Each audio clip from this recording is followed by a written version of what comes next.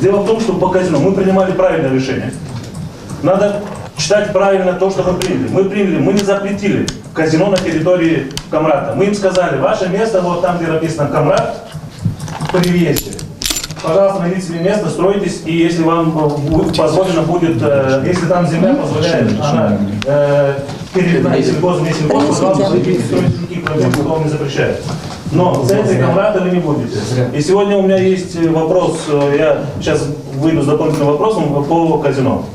О том, как они должны работать на территории Камрата. И большая проблема есть у вас в Приморье, ребята. Самая большая проблема.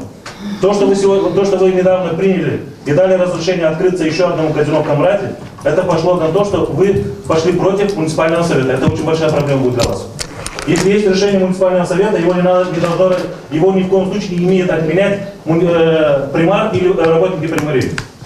На каком основании вы дали разрешение открыться еще одному казино?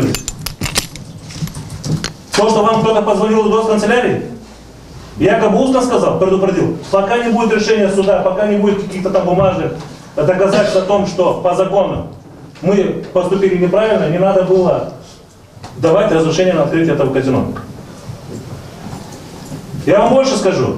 Эти, которые казино, они приходили, мне давали 20 тысяч евро за то, чтобы я успокоился. Кто из вас взял деньги? Я не брал. Вопрос Приморья. Кто-то взял, наверное? Если они сказали, что мы найдем кому дать, мы вопрос решим. Вопрос решен, если время не работает. Работнички, блин.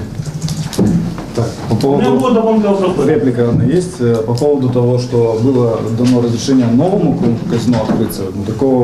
Такого нет и не было. Казино работает, новое казино работает, вот где практика раньше была. Давайте мы Они открылись после решения муниципального совета, когда мы сказали, что в центре не давать разрешение. Давайте мы совместно создадим комиссию и проверим, на каком основании работает данное казино.